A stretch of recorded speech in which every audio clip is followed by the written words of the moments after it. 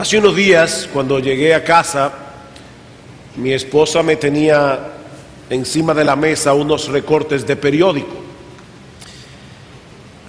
Unos recortes que revelan claramente cuál es el espíritu que reina en esta época del año en que el mundo supuestamente, ¿verdad?, está celebrando el nacimiento de Cristo. En uno de los recortes aparecía una copa de champaña con un anuncio que decía: esta es la verdadera esencia de la Navidad. No sé cómo interpretarlo. Esta es la verdadera esencia de la Navidad. El otro era todavía más explícito. Anunciaba con bombos y platillos que había llegado el mes de bebiembre. Deduzcan ustedes. Obviamente los que diseñaron esas campañas publicitarias no estaban tratando de dorar la píldora con un mensaje de paz y recogimiento espiritual, sino que estaban mostrando lo que realmente significa para muchos la fiesta de Navidad. De hecho, recientemente, no sé cuántos de ustedes vieron en los diarios que ya en los primeros días de diciembre varias personas habían muerto de intoxicación alcohólica, comenzando el mes de diciembre. Ahora, lo que yo quiero hacer en esta mañana no es denunciar la forma inadecuada como el mundo celebra la Navidad, sino más bien considerar con ustedes una de las profecías sorprendentes que encontramos en el Antiguo Testamento acerca de la persona de nuestro Señor Jesucristo, escrita unos 700 años antes de su nacimiento, una profecía que nos ayuda a entender la verdadera esencia de este evento que estamos celebrando en estos días. Yo les pido por favor que vayan conmigo al libro del profeta Miqueas. Miqueas capítulo 5, y vamos a leer los versículos 1 al 2. De paso, este programa de lectura que hemos repartido es precisamente para que podamos todos juntos ir leyendo toda la Biblia a lo largo de estos 2 años. Es algo que unifica a la iglesia, el hecho de que todos podamos estar leyendo la misma cosa. No es obligatorio, pero si usted desea hacerlo, yo creo que sería muy bueno. Y así yo creo que algunos van a leer algunos de los profetas menores que casi nunca se leen. Es una vergüenza, ¿verdad?, llegar al cielo, encontrarse con Miqueas y saber que usted nunca leyó su libro. Así que esta es una buena oportunidad para comenzar a leer toda la Biblia en un lapso de 2 años. Ahora dice Miqueas capítulo 5 versículos 1 al 2: rodéate ahora de muros, hija de guerreros, nos han sitiado, con vara herirán en la mejilla al juez de Israel, pero tú, Belén Efrata, pequeña para estar entre las familias de Judá, de ti me saldrá el que será Señor en Israel, y sus salidas son desde el principio, desde los días de la eternidad. Miqueas fue un profeta, se le llama profeta menor porque su libro es un libro breve, no como el de Isaías o Jeremías o Ezequiel. Es un profeta del siglo VIII, contemporáneo precisamente de Isaías, el cual ministró durante un periodo muy difícil en la historia de Israel. Por un lado, la nación estaba sufriendo de una profunda descomposición moral y espiritual. Por el otro lado, ellos tenían la amenaza de la gran nación de aquellos días, la nación de Asiria en el norte de Israel, que en un futuro no lejano castigaría a los judíos con una derrota humillante. Así que había problemas dentro, había problemas fuera, una profunda corrupción interna, una amenaza militar inminente. Pero hermanos, es en ese contexto tan desolador que el profeta anuncia la llegada del Mesías, el Cristo. La palabra Mesías en hebreo significa ungido, es la misma palabra Cristo en griego. La llegada de ese gobernador, de ese Señor, de ese Rey de reyes y Señor de señores, enviado por Dios mismo para la salvación de su pueblo. Y lo primero que Miqueas nos revela en esta profecía es el lugar en el que habría de nacer el Mesías. Versículo 2. Pero tú, Belén Efrata, pequeña para estar entre las familias de Judá, de ti me saldrá el que será Señor en Israel. Seguramente ustedes recuerdan que alrededor del nacimiento de Cristo unos magos llegaron a Jerusalén preguntando dónde estaba el rey de los judíos que había nacido. Y Herodes, que era un hombre sumamente suspicaz, y yo diría, ¿cómo se dice cuando una persona tiene un síndrome de persecución? Paranoico. Herodes mandó a matar a su propio hijo cuando pensó que podía quitarle el reino. Imagínense ustedes cuando este hombre escucha a estos dignatarios orientales preguntando, y no eran 3 reyes magos, como dice la tradición, ni se llamaban Melchor, Gaspar y Baltasar. Era una comisión de altos dignatarios persas probablemente, que llegan preguntando ¿dónde está el rey de los judíos que ha nacido?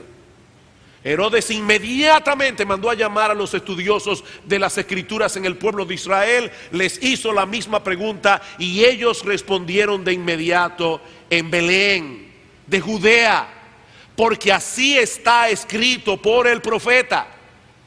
Mis hermanos, entre los judíos no había ninguna duda de que el Mesías nacería en Belén, porque Dios lo había anunciado 700 años antes de su nacimiento. Ahora, lo que ellos sí perdieron de vista fue el por qué Dios eligió un poblado como Belén para que el Mesías naciera allí. ¿Por qué Belén? ¿Por qué una aldea tan pequeña que de hecho en ocasiones fue pasada por alto cuando se censó los poblados de Judá? Eso es lo que dice Miqueas. Dice pequeña para estar entre las familias de Judá. Mi familia nació en Belén, mis abuelos paternos, excepto mi abuelo materno que nació en una ciudad llamada Bet-Yala, cerca de Belén. Eran poblados tan pequeños, mi abuelo era un fumador empedernido.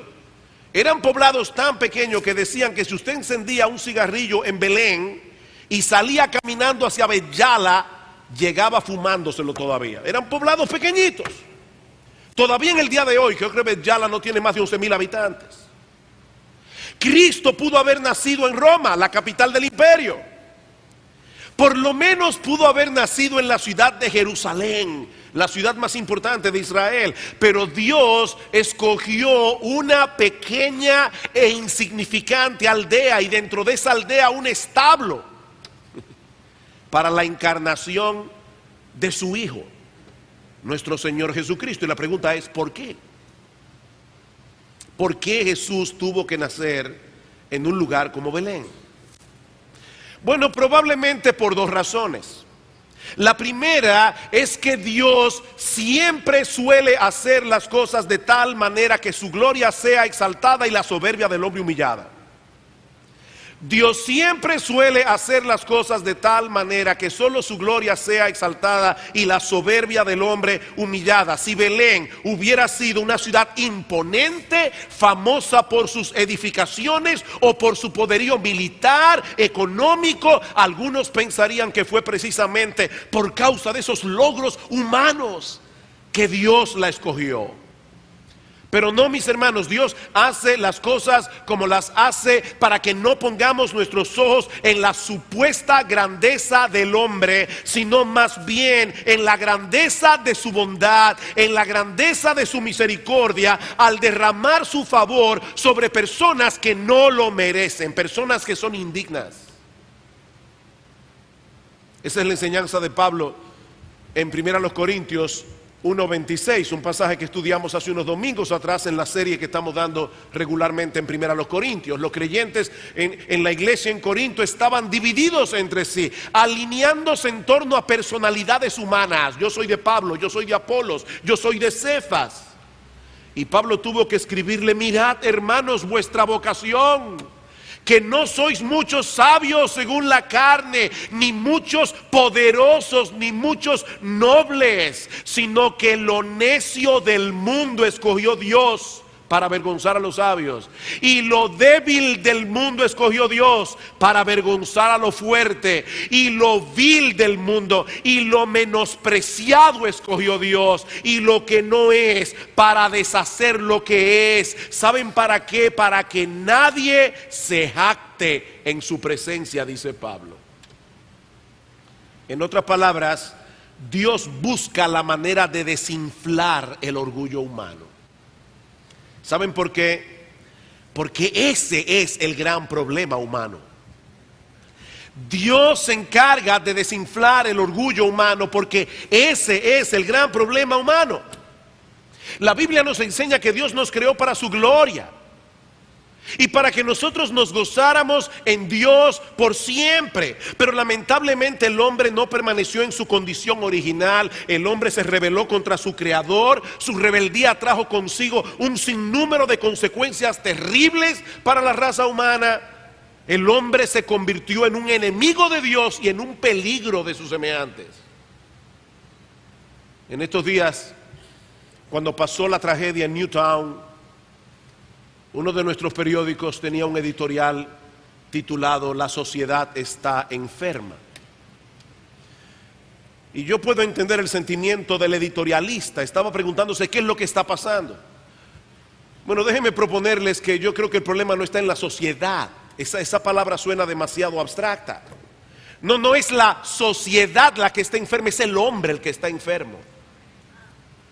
Es el hombre que está enfermo. No podemos encontrar ninguna solución a este problema que está viviendo nuestra sociedad, donde ya nadie puede salir a la calle tranquilo si no ponemos el dedo en la llaga, y la llaga es el pecado del hombre. El hombre pecó contra Dios, se rebeló contra Dios, se volvió un ser egoísta, orgulloso, en un hombre, en un ser peligroso para el hombre mismo. Pero ese no es el fin de la historia. Nosotros sabemos que desde el mismo momento en que el pecado entró en el mundo, Dios reveló un plan de salvación con el propósito de revertir los efectos que el pecado había producido en la creación y en el hombre.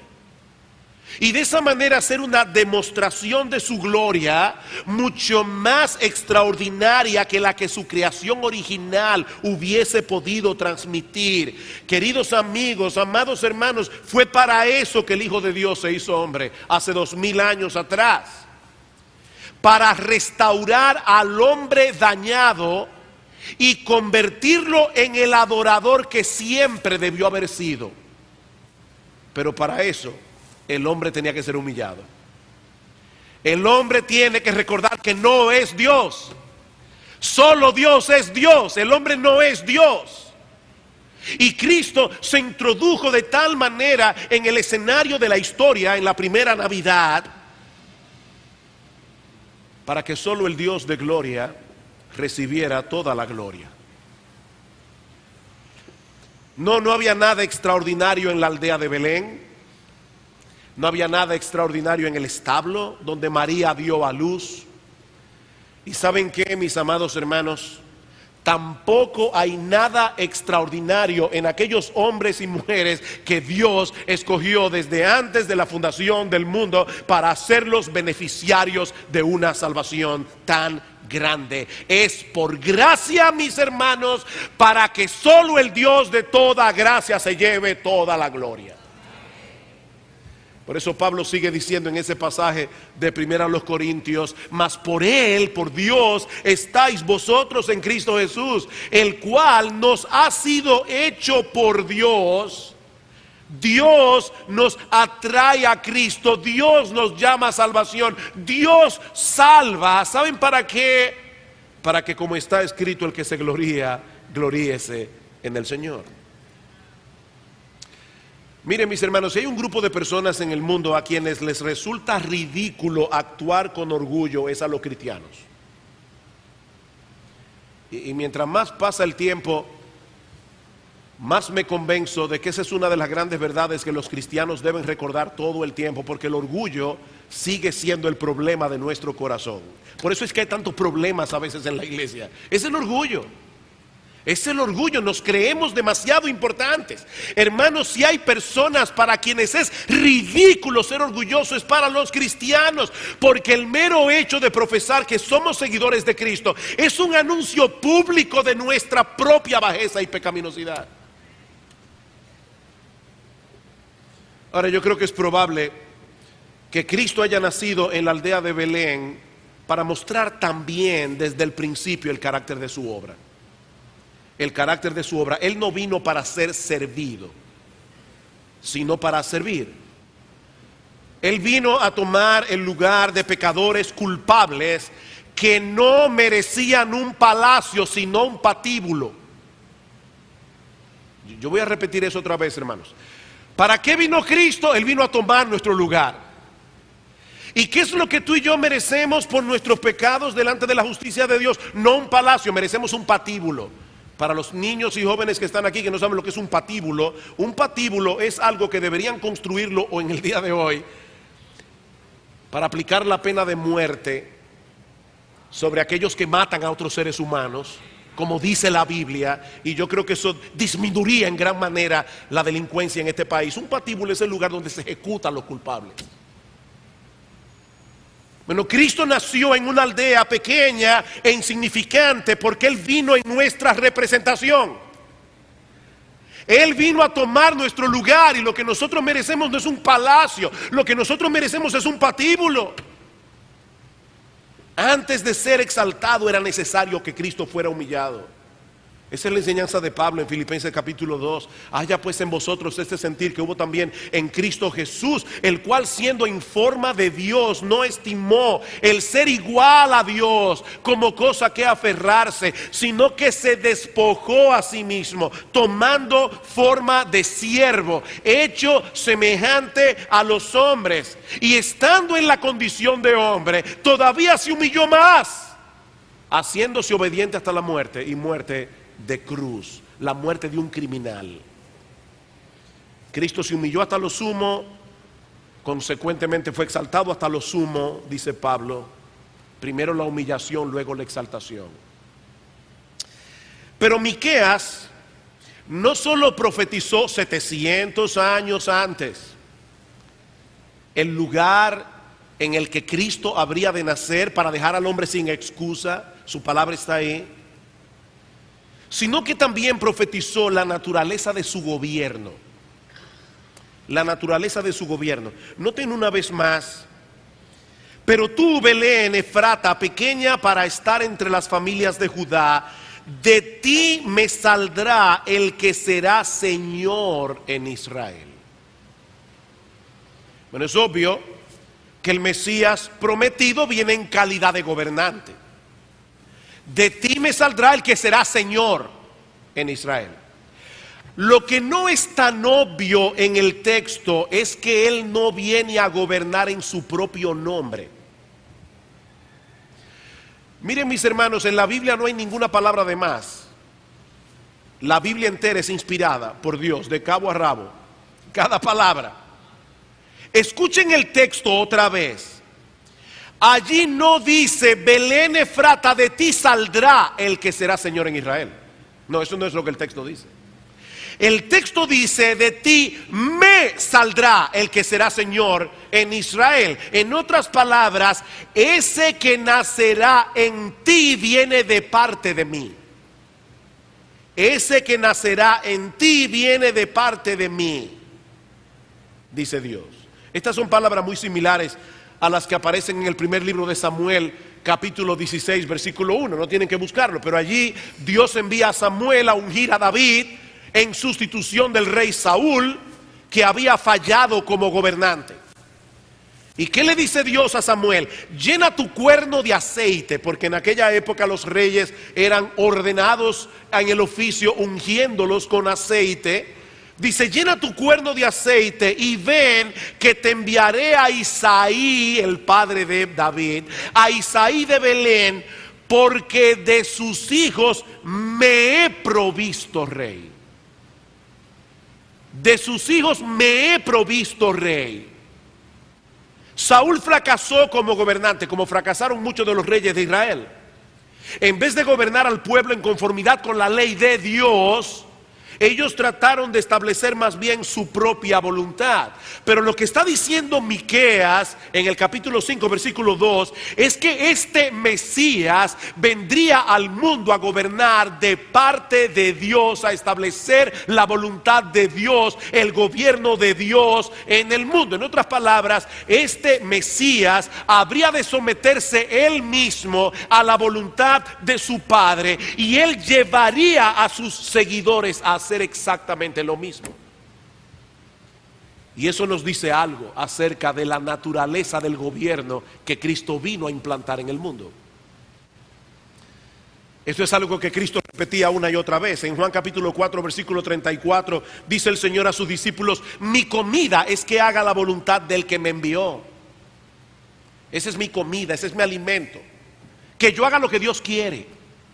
En Juan capítulo 5 versículo 30, porque no busco mi voluntad, sino la voluntad del que me envió, la del Padre.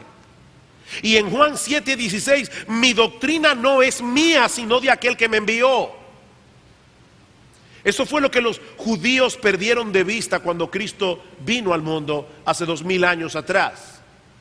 ¿Qué estaban esperando ellos? Un guerrero victorioso, poderoso, que derrotara a todos los enemigos de Israel y que implantara en la tierra de Palestina un reino universal. Y óigame, algún día Cristo volverá, implantará su reino eterno en el mundo, pero esa no era la misión de su primera venida. Esa no era la misión de su primera venida. Cristo vino más bien a hacer posible que hombres y mujeres rebeldes contra Dios se arrepintieran de su rebeldía y se sometieran voluntariamente al gobierno de Dios. Eso fue lo que Cristo vino a hacer. Ese es el tipo de reino que Él vino a implantar. ¿Recuerdan ustedes cuando Pilato estaba interrogando al Señor? Y Cristo le dijo: Pilato, mi reino no es de este mundo. Mi reino no es de este mundo. Pilato, mi reino no es como el que tú tienes en mente. Si mi reino fuera de este mundo, dice Cristo, mis servidores pelearían para que yo no fuera entregado a los judíos, pero mi reino no es de aquí. Y Pilato estaba tan confundido que le pregunta al Señor: pero entonces, ¿eres tú rey? ¿Eres tú rey? Puede ser una pregunta complicada, porque si Jesús decía simplemente sí, podía dar lugar a malas interpretaciones, porque Él no era el tipo de rey que Pilato tenía en mente. Pero tampoco podía negar que Él era rey, en el más alto sentido del término. ¿Cuál fue la respuesta de Jesús? Respondió Jesús: tú dices que yo soy rey, yo para esto he nacido y para esto he venido al mundo. Escuchen esto: para dar testimonio a la verdad. Todo aquel que es de la verdad oye mi voz. ¿Ven cómo Cristo conecta aquí su reinado con la verdad? Si Jesús hubiera venido a implantar un reino terrenal como los reinos que nosotros conocemos, ¿saben qué hubiera sido lo primero que Él hubiera hecho? Reclutar soldados. Eso no es lo primero que hace un individuo cuando va a dar un golpe de estado y va a conquistar una nación. Reclutar soldados. Pero ¿qué hizo Cristo? Predicar la verdad, enseñar la verdad, proclamar la verdad. ¿Saben por qué? Porque la victoria de Cristo como rey no se obtiene forzando a sus enemigos desde fuera, sino dándoles convicciones desde dentro. Y su arma de guerra es la verdad. El hombre está lleno de mentiras. El hombre está lleno de confusión. El hombre no entiende ni para qué está aquí, ni cuál es el propósito de su existencia, ni para dónde va. El hombre está en tinieblas. El reino que Cristo vino a implantar está compuesto de hombres y mujeres que han entendido y se han sometido voluntariamente a la verdad de Dios. Una verdad que Cristo encarna. Yo soy el camino, dice el Señor, la verdad y la vida. Nadie viene al Padre sino por mí. Fue ese tipo de reino el que Cristo viene a establecer, el que Cristo vino a establecer. de ti me saldrá el que será Señor en Israel. Pero hay algo más que Miqueas profetiza acerca del Mesías. Hemos visto ya el lugar de su nacimiento, una aldea insignificante llamada Belén. Hemos visto ya la naturaleza de su gobierno. Él vino a hacer que los hombres se sometieran a la voluntad de Dios, que depusieran su rebeldía, que se sometieran a Dios. Pero en tercer lugar, Miqueas nos revela también la esencia de la persona del Mesías. Vean una vez más el versículo 2. Pero tú, Belén Efrata, pequeña para estar entre las familias de Judá, de ti me saldrá el que será Señor en Israel, y sus salidas son desde el principio, desde los días de la eternidad. Bueno, ahora sí que lo puso complicado, porque de primera impresión este texto parece contradictorio. ¿Lo ven allí? Este texto parece contradictorio. Por un lado nos está diciendo que el Mesías habría de nacer, igual que como todos nacemos, y hasta revela en la ciudad de Belén, en la aldea de Belén. Pero por el otro lado nos dice que sus salidas son desde el principio, desde los días de la eternidad. El nacimiento de todo ser humano marca el inicio de una nueva vida, ¿verdad? Antes de tu nacer, tú no existías. Tú comenzaste a existir cuando fuiste engendrado, como persona. Pero lo que Miqueas está diciendo aquí es que este gobernante que habría de nacer en Belén, en realidad era eterno. Este gobernante que habría de nacer como un bebé en Belén, era eterno. ¿Cómo puede nacer una persona que siempre ha existido? Esa es la pregunta. ¿Cómo puede nacer una persona que siempre ha existido? Miren, hermanos, a mí la Biblia me maravilla. A mí la Biblia me maravilla. Casi todos estos profetas que profetizaron acerca de Cristo no entendieron lo que estaban escribiendo.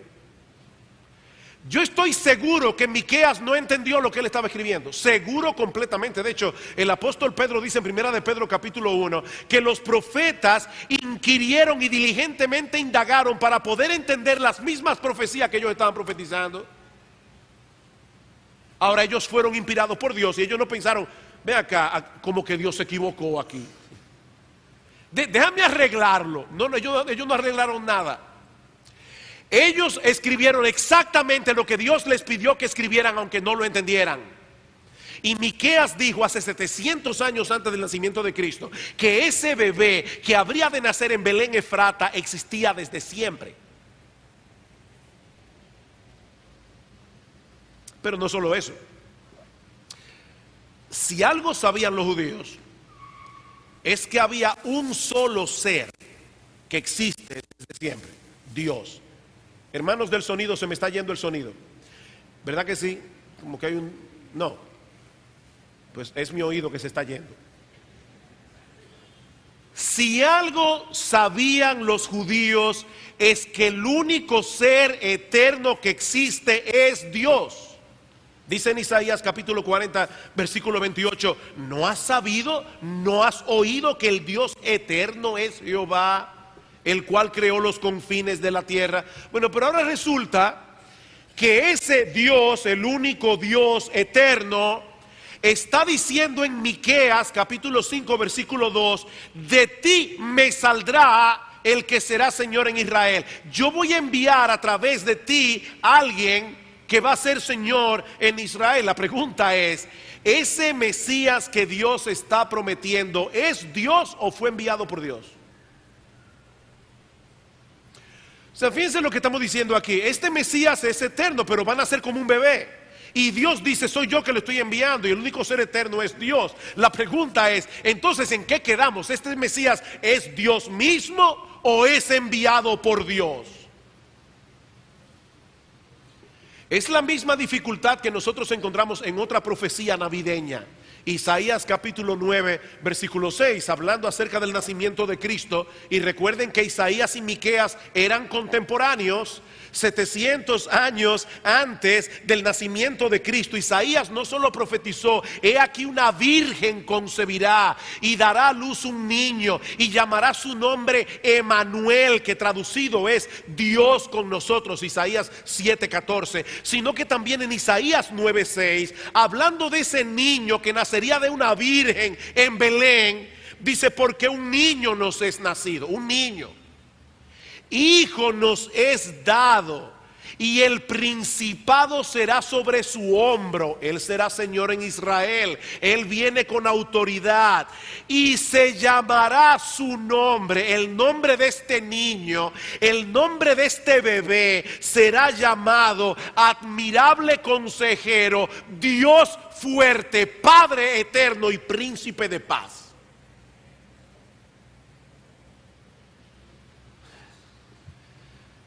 No hay que ser un genio de la exégesis para ver el problema, ¿verdad? ¿Cómo puede alguien ser llamado Dios fuerte, Padre eterno y al mismo tiempo nacer como un niño? ¿Cómo puede ser posible? Bueno, la respuesta a esta pregunta no solo es la más misteriosa que el hombre haya podido hacerse alguna vez, sino la más extraordinaria que un ser humano haya escuchado jamás. Lo que ocurrió hace cerca de 2000 años en una aldea insignificante de Palestina llamada Belén no fue el nacimiento de un niño común y corriente, sino el acto de amor más extravagante que alguna vez haya ocurrido en la historia. La segunda persona de la Trinidad, Dios el Hijo, se hizo hombre voluntariamente y fue enviado por Dios el Padre a rescatar pecadores como tú y como yo, muriendo en nuestro lugar en la cruz del Calvario. Es por esto que este niño puede ser llamado con toda propiedad Dios fuerte y Padre eterno. El mismo Cristo le dijo en una ocasión a los judíos, Juan capítulo 10, versículo 30, yo y el Padre somos uno. Y a Felipe le dice en Juan capítulo 14, versículo 9, Felipe, el que me ha visto a mí, ha visto al Padre. El que me ha visto a mí, ha visto al Padre. He ahí la solución del dilema. Jesús nació como un niño en la aldea de Belén, pero no era otro que el Hijo de Dios, la segunda persona de la Trinidad, asumiendo en el tiempo una naturaleza humana, semejante en todo a la nuestra, pero sin pecado. Y estando en esa condición de hombre, decidió pagar en una cruz la deuda que todos tenemos con la justicia divina, muriendo la muerte que todos merecíamos. Así que es Dios el que envía a Dios. Es Dios el que envía a Dios. Dios el Padre enviando a Dios el Hijo. Esa es la enseñanza de Juan en su introducción del Evangelio. En el principio era el Verbo, y el Verbo era con Dios, y el Verbo era Dios. Era con Dios y el Verbo era Dios.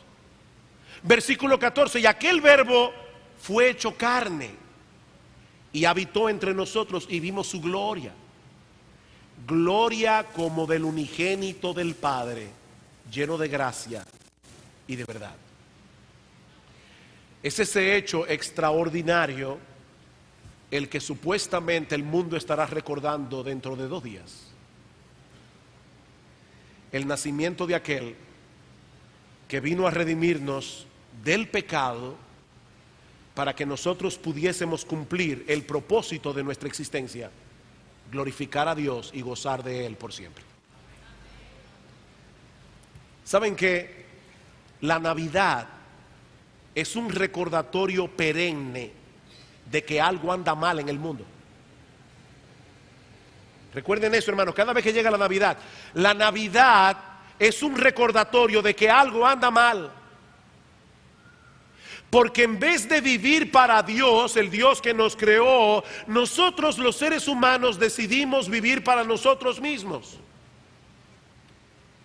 Mis hermanos, ¿cómo se supone que deberíamos celebrar el nacimiento de aquel que vino a corregir ese mal? ¿Acaso no es cierto que la Navidad es uno de esos periodos del año en el que más se apela a la codicia, a la soberbia, al orgullo, al egoísmo humano?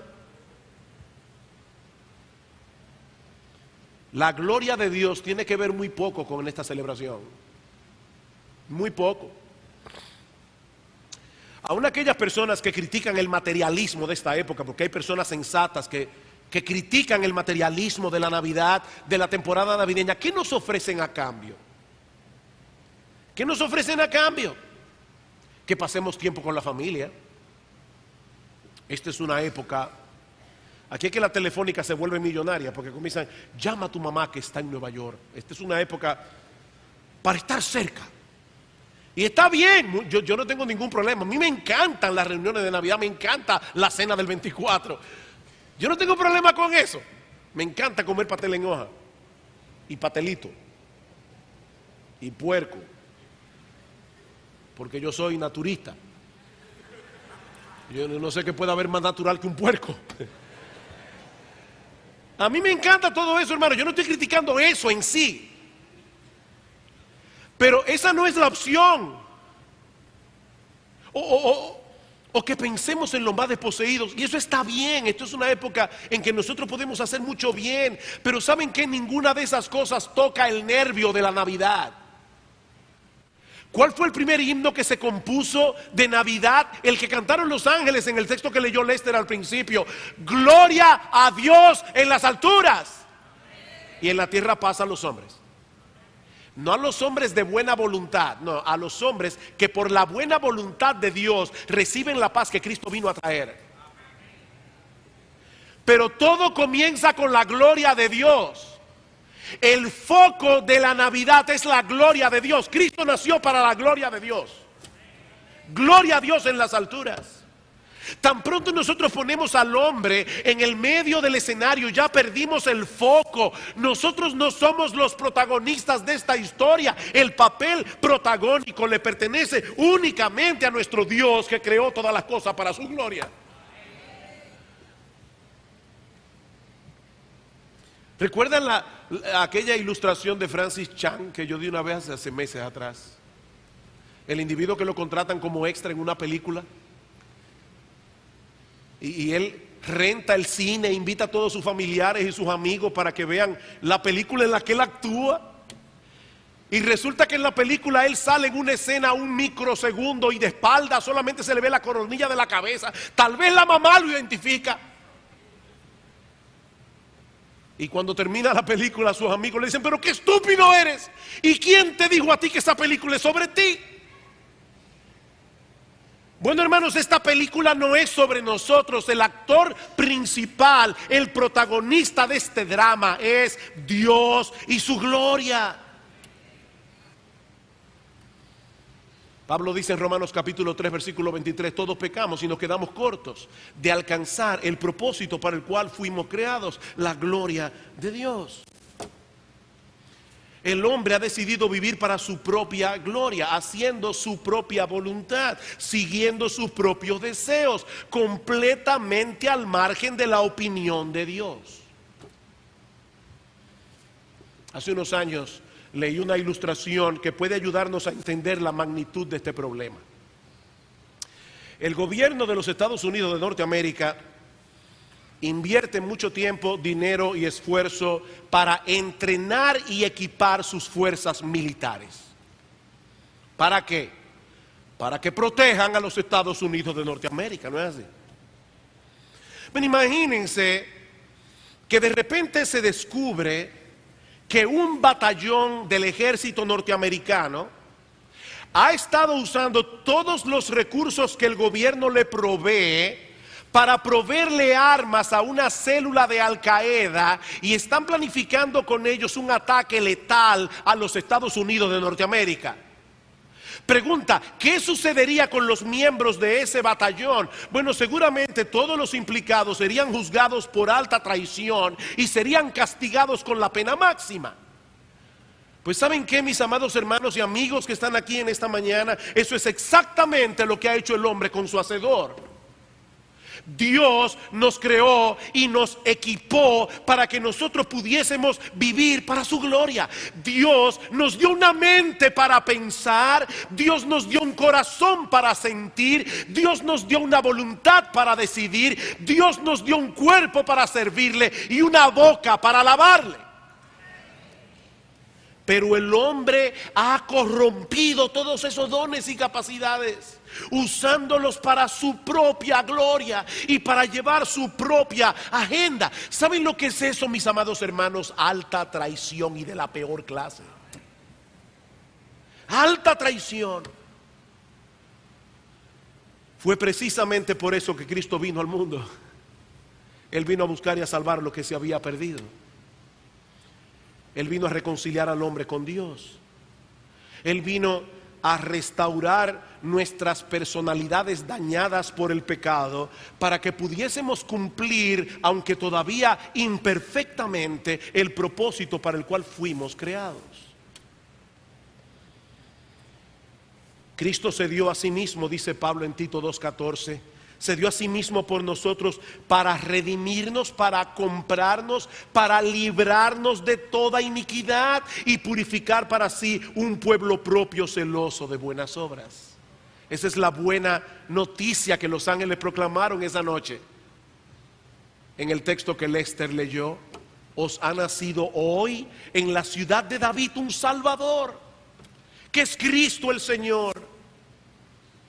Es por eso que al pensar en la Navidad, nuestro foco de atención no debe ser el pesebre en la aldea de Belén.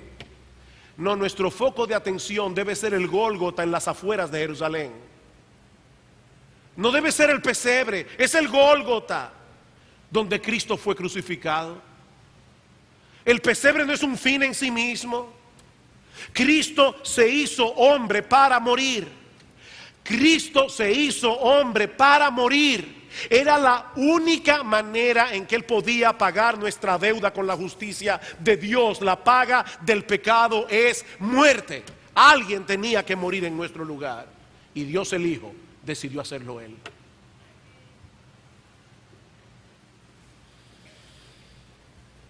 Déjame hacerte una pregunta. ¿Te gusta recibir regalos en Navidad? A mí me encanta. Sería un mentiroso si no lo dijera. ¿Tú quieres recibir el mayor regalo de Navidad que alguna vez te hayan ofrecido? Deja de confiar en ti mismo. Reconoce tu pecado. Reconoce tu rebeldía. Ríndete a Dios, confiando únicamente en Cristo y en la obra de salvación que Él llevó a cabo en la cruz del Calvario, al que no conoció pecado, por nosotros, por causa nuestra, por nuestro favor. Dios a Él lo hizo pecado, para que nosotros en cambio fuésemos hechos justicia de Dios en Él, dice Pablo. Esa es la esencia del mensaje del Evangelio. Que la salvación es gratis, gratuita, por medio de la fe. No porque sea barata, sino porque alguien ya pagó el precio. Es gratis por medio de la fe. Mi amigo, no desprecies ese regalo. No desprecies ese regalo, porque no hay posibilidad de salvación fuera de Cristo. Es por eso que Dios anunció con tantos siglos de antelación todo lo concerniente a su nacimiento, todo lo concerniente a su ministerio, todo lo concerniente a su obra de redención. ¿Saben para qué? Para que nadie se equivocara y nadie tuviera excusas. Aquí está la Biblia. Este libro es único, este libro es extraordinario, este libro solo lo pudo haber escrito Dios. No hay excusa. Y mira, mi amigo, tú puedes tratar hoy de evadir lo que es obvio, porque eso es obvio. Tú puedes tratar de evadir lo que es obvio, puedes pasar por alto la evidencia. El día llegará en que nadie podrá pasarla por alto.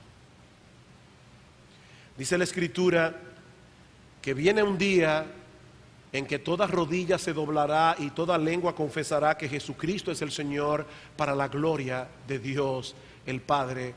Toda rodilla, toda lengua. Lamentablemente para muchos será demasiado tarde. Demasiado tarde. Mi amigo, humíllate hoy ante el Señor. Hoy todavía estás a tiempo de arreglar tus cuentas con Él. Reconoce tu pecado. Reconoce que no hay nada bueno en ti que pueda hacerte ganar méritos en su presencia. Ven clamando por misericordia. Ven confiando únicamente en Cristo, arrepentido de tus pecados. Yo te aseguro, por la autoridad que me confiere la palabra de Dios, que hoy serás perdonado de todos tus pecados. Hoy, ahora mismo. Pide misericordia y misericordia te será otorgada. Mira, mi amigo, si tienes alguna duda, habla con algunos de nosotros. Habla con cualquiera de los hermanos que te van a esperar aquí en el lobby de la iglesia. Pero no abandones este lugar sin haber resuelto primero el más grande de tus problemas. No abandones este lugar. Yo te suplico, yo te ruego, no abandones este lugar sin haber resuelto el más grande de tus problemas. Oh, que el Señor bendiga hoy su palabra, produciendo frutos abundantes de salvación en medio nuestro.